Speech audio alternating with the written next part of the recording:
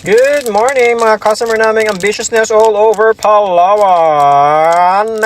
Alright guys, so for today's video, ito po ang ating client. Yan si Madam. Ang kanyang hair po ay talagang sobrang nasunog sa kanyang previous rebond. Dahil daw po may kulay ang kanyang buhok nung nagpa-rebond siya.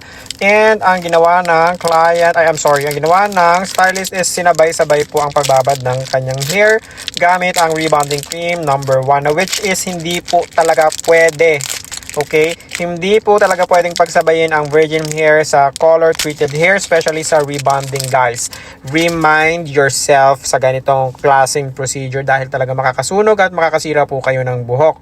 But anyways, nandito si Madam para ayusin natin ang hair niya. So tara, samahan niyo ako. Tapusin niyo ang video na ito para makita niyo kung paano natin muling bubuhayin ang kanyang hair. So let's go! Bali dito nga ay nagapay na tayo ng rebonding cream number 1. Siyempre inuna natin pa rin ang roots, ang kanyang mga bagong tubo bago tayo baba ng ating rebonding cream number 1. At syempre hindi po natin basta-basta ibababa since durog na nga po yung buhok ni Madam. Dapat kailangan natin tong ingatan ng husto para hindi po natin lalong masira ang buhok niya. So after natin sa roots, ibinaba na po natin ng kaunti para lang po ma-cover up natin or ma-refresh natin yung part na medyo kulot pa na nasa tuktok. And after that, ibababa na po natin yung rebonding cream number 1 na may kahalong treatment sa baba or sa pinakadulo na ng hair ni Ma'am para ma-refresh po natin lahat. Again guys, ingat-ingat sa ganitong klaseng procedure, lalo na sa mga buhok na sunog na dahil possible na mas lalo nating ma-worsen at magputol-putol pa po ang buhok. Kaya ito po ang ating water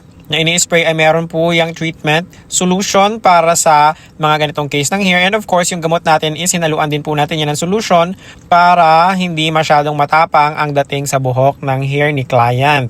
And after mamusify lahat, kasama ng gamot, binabad lang namin ito guys ng 5 minutes para hindi masyadong maluto yung buhok ni Madam sa gamot kasi refresh lang naman ang habol natin. Kaya natin in-applyan ulit yung dulo ng hair ni Ma'am. So dito after natin i-wash is i-blow dry natin. So fast forward sa pag-blow dry. And here na tayo sa ironing part. So ayan guys, kung makikita nyo, kalahati na kaagad kami. Ang bilis, di ba? So kalahati na kaagad ng pag-a-iron ng nakunan ko guys kasi marami rin kaming client ng time na yan. So pasensya ulit. But anyway, as you can see, after ng ironing of course guys, syempre pinalamig muna natin yung buhok ni Ma'am bago natin in-applyan ito ng rebonding cream part 2. And of course, bababad po natin ito for 15 to 20 minutes before natin i-rinse ang hair ni Ma'am para makita po natin ang final result ng hair. At ito na nga pinakaantay nating part guys, ang huling pagbabanlaw sa buhok ni Madam dahil dito na po tayo huhusgahan ng ating mga basher. Charot! Dito na po natin mahuhusgahan kung talagang nabawi natin ang buhok ni Ma'am or baka walang nangyari or baka mas lalong lumala yung breakage or yung damage or yung pagkasunog ng buhok ng ating client. Alright! Ayan guys, so bali ito na po yung final look ng kanyang hair after natin ma-blower. So kung mapapansin nyo, hindi na siya ganun kabuhaghag at hindi na rin po ganun ka-dry yung hair. Although, since galing nga siya sa pagkasunog guys and medyo limited lang po yung budget ni Ma'am, syempre doon lang tayo sa pasok sa budget ni Ma'am. Although gusto ko siya talagang gamitan ng hair reborn dito sa part na to, but hindi talaga kaya ng budget. So eto lang po, here's the least that we can do para sa hair niya para matulungan siyang maibalik yung dating ganda ng hair. So as you can see, medyo rough pa rin yung mga dulo.